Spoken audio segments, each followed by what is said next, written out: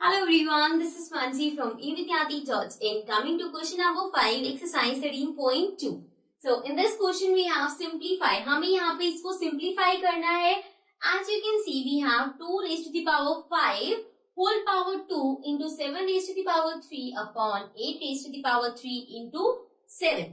So अब जैसे हमने क्वेश्चंस किए थे, हमने लॉज अप्लाई करे थे और उसकी हेल्प से किया था. सेम वही चीज हमें यहाँ पे करनी है. जैसे कि ये पॉइंट है पावर ऑफ पावर का, तो इसको हम सॉल्व कर सकते हैं. देन वी हैव 7 और इसके साथ नीचे भी 7 है, मतलब ये दोनों डिवाइड हो जाएंगे. यहाँ पे जो 8 है, 8 किसी से भी सॉल्व नहीं हो, किसी के साथ भी इसका कॉमन बेस नहीं है. So what we can do is, हम इस 8 को we can write it as 2 cube. 2 cube क्यों? क्योंकि हमें पता है 2 into 2 into 2 is equals to 8. मतलब कि मैं इस 8 को 2 क्यूब लिख सकती हूँ. Right. So what we'll do is, let's start. सबसे पहले है 2 5 2. दिस इज, हमें ब्रैकेट में लिखना पड़ेगा कि हम कौन सा लॉ यूज कर रहे हैं. यह हम यहीं पे लिखते हैं. So we'll write it as a raised to the power m whole square raised to the power n is equals to a m into n. Right. So यहाँ पे अभी कैसे होगा, a m n मीन्स ये m है ये n है. सो ये हो जाएगा 2 5 into 2 5 2 10. Right. Multiply by 7 raise to the power 3. इसको तो अभी कुछ कर नहीं सकते. अपॉन, अब इस 8 को I am writing as 2 cube and then इसके ऊपर क्या है 3 तो रहेगा, बिकॉज इस 8 को आप 2 क्यूब लिख रहे हो, 3 आप चेंज नहीं कर सकते, तो ये वाला 3 रहेगा इंटू 7. ठीक है. नाउ अगेन जैसे हमारे पास यहाँ पे था पावर ऑफ पावर, अब यहाँ पे आ गया, तो सेम यही वाला लॉ यूज होगा.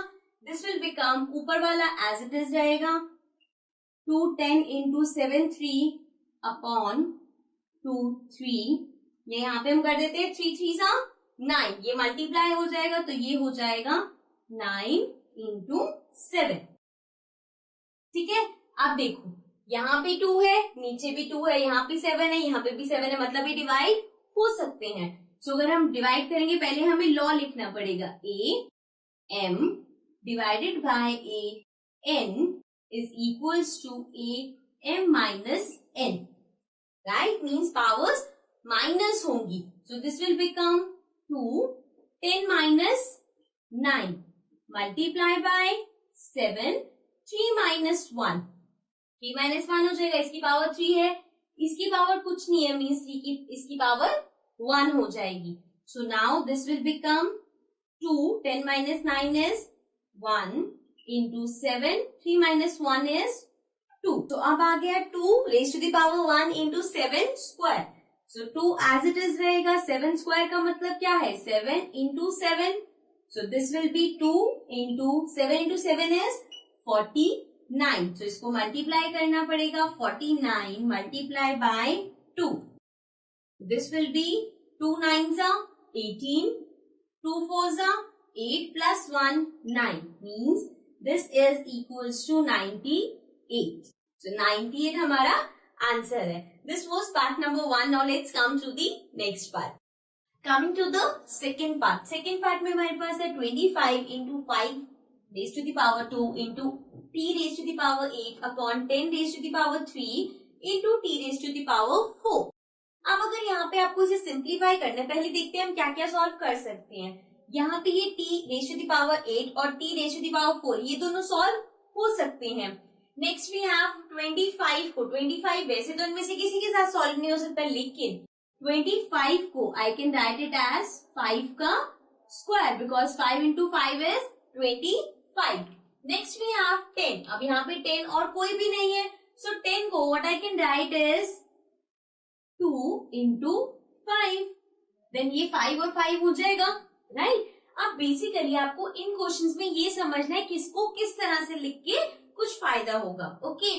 सो अब हमें यहाँ पे इसको करते हैं. This will be written as 5 square into 5 square into t 8 upon 10 को लिख रहे हैं हम 2 into 5 cube multiply by t की पावर 4। ठीक है, अब ये 5 और ये 5 सॉल्व कर सकते हैं, ये t और ये t सॉल्व हो सकता है। So this will be 5 and then हमें लॉ भी लिखना पड़ेगा जो हम यूज कर रहे हैं, that is a raise to the power m multiply by a raise to the power n is equals to a m plus n। ठीक है, यहाँ पे ये वाला यूज हो रहा है। So this will be 5, 2 plus 2 इज 4 मल्टीप्लाई बाय, अगर इस t को भी हम सॉल्व करते हैं so that will be a raise to the power m divided by a raise to the power n will be equal to a m minus n, right. So ये हो जाएगा t और powers क्या है 8 और 4। So 8 minus 4 which is 8 minus 4 क्या होता है 4। So we write it as 4 upon, अब 2 इंटू 5 होल स्क्वायर की पावर 3, दिस मीन्स 2 का भी पावर 3 है और 5 की भी पावर 3 है। So I write it as 2 raise to the power 3 into 5 raise to the power 3, और ये t तो हम यहाँ पे सॉल्व कर चुके हैं। सो नाउ वी हैव, अब ये वाला 5 और ये वाला 5 सॉल्व हो सकते हैं, दोनों डिवाइड हो रहे हैं, बेस सेम है, इस लॉ की हेल्प से हम इसको सॉल्व कर सकते हैं। So this will become 5, 4 minus 3 is 1, so 5 raise to the power 1 into t raise to the power 4 upon 2 raise to the power 3। अब यहाँ पे ना तो t का कोई सेम बेस वाला है, ना 5 का है, ना 2 का है। सो सिंपली हमें इसका आंसर निकालना होगा। 5 into T 4 will be 5 t की power 4 upon 2 cube will be equal to 2 into 2 into 2 which is 8। सो ये आ जाएगा 8 and this will be the answer. So 5t raised to the power 4 upon 8 is the answer. This was the second part. Now let's come to the next part. Now coming to the third part. Third part में हमारे पास है 3 raised to the power 5 into 10 raised to the power 5 into 25 upon 5 raised to the power 7 into 6 raised to the power 5. अब यहाँ पे इस part में पहले हम सारे नंबर्स को ऑब्जर्व करके देखेंगे क्या नंबर हम किस तरह से चेंज कर सकते हैं, बिकॉज राइट नाउ यहाँ पे कोई भी नंबर ऐसा नहीं जिसका बेस सेम मिले हमें। सो देखो सबसे पहले 3 है, 3 को हम कुछ भी नहीं कर सकते। Then we have 10, अब 10 को I can write it as 2 into 5 और नीचे 5 है, so means कुछ फायदा हो सकता है। So 10 को मैं लिख दूंगी 2 into 5। नेक्स्ट है 25, अगेन 25 को हम लिख सकते हैं 5 का स्क्वायर, राइट। 5 5 जा 25, वो भी 5 नीचे तो कुछ हेल्पफुल होगा। देन वी हैव 6, अब ये जो 6 है it can be written as 2 into 3, तो 3 है यहाँ पे, और जब हम इसको करेंगे 2 लिखेंगे तो 2 भी होगा। सो 6 को हम लिख सकते हैं 2 into 3। ठीक है, ऐसे ही कोई भी ऐसा सिंप्लीफाई का क्वेश्चन आएगा, पहले आप देखोगे आप किस किस नंबर के साथ क्या क्या कर सकते हो।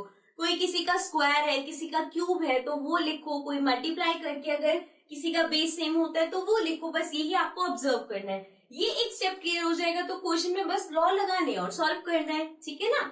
सो अब यहाँ पे 3 रेज़ टू द पावर 5 ऐसे ही लिखना है, इंटू 10 की जगह में लिखना है 2 into 5, सो 2 into 5 ब्रैकेट में रहेगा क्योंकि पावर 5 लगानी है। सो ये हो गया 5 into 25 को लिखेंगे 5 स्क्वायर, ठीक है। अब इसके ऊपर तो कोई पावर नहीं है तो ये 5 स्क्वायर ही रहेगा, upon 5 raise to the power 7 as it is रहेगा।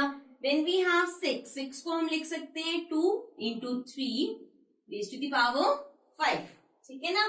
अब सबसे पहले तो ये जो ब्रैकेट में है, जैसे कि अगर 2 into 5 होल ब्रैकेट 5 है तो इसका मतलब है 2 के साथ भी पावर 5 है और 5 के साथ भी पावर 5 है। सो इसको लिख लेंगे 3 raise to the power 5 into 2 की पावर 5 इंटू 5 की पावर 5 इंटू 5 की पावर 2 अपॉन 5 की पावर 7 इंटू अगेन 2 की पावर 5 इंटू 3 की पावर 5, ठीक है। अब ऊपर वाले यहाँ पे 2 5 है, बेस सेम है, मतलब ये मल्टीप्लाई हो सकते हैं। और कौन सा लॉ लगेगा यहाँ पे, am into an is equals to am plus n। So पहले ऊपर वाला करते हैं। So this will be 3 raise to the power 5 अब ये 3 और ये 3 माइनस हो रहे हैं, आप चाहो तो अलग अलग स्टेप में कर सकते हो या एक साथ भी कर सकते हो। सो ये वाला 3 और ये वाला 3 मैं ले सकती हूँ।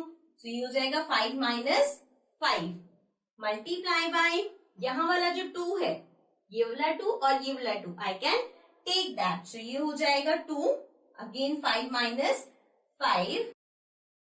यहाँ पे हमें ये वाला लॉ भी मेंशन करना पड़ेगा, A M into A N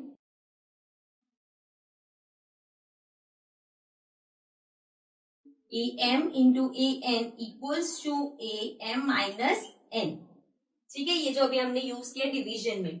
अब आ जाते हैं 5 पे। अब देखो 5 वैसे तो नीचे भी है लेकिन एक टाइम पे एक ही चीज करेंगे। सो ये हो जाएगा 5 और यहाँ पे ये प्लस होंगी पावर्स। सो ये हो गया 5 प्लस 2 और नीचे क्या बचा, ये हम ले चुके हैं, ये हम ले चुके हैं, हमारे पास बचा 5 raise to the power 7। So now this will come as 3 0 into 2 0 and 5 की पावर क्या हो जाएगी, 5 plus 2 is 7 upon 5 की पावर 7। अब यहाँ पे सिर्फ 5 बचा जो हम सॉल्व कर सकते हैं।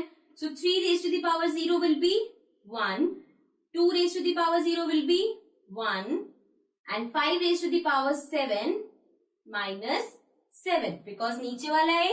So हम ये वाला लॉ यूज करेंगे कि बेस सेम है और पावर्स माइनस हो जाएंगी और नीचे अब कुछ भी नहीं बचा, तो ये हो गया 1 इंटू 5 की पावर 0। अगेन 1 इंटू 5 की power 0 is 1। So 1 1s are 1, 1 1s are 1, which will give me answer 1। ठीक है, so this was the third part. ये क्वेश्चंस देखने में थोड़े से डिफिकल्ट लग सकते हैं बट ये बहुत सिंपल होते हैं। सिंपल से लॉजिक अप्लाई करना है एंड देन क्वेश्चन को सॉल्व कर देना है। Fine, so this was the last question of exercise 13.2। With this we complete our exercise, but if you have any doubt, any query, please leave it in the comments below and also subscribe our channel. Bye bye.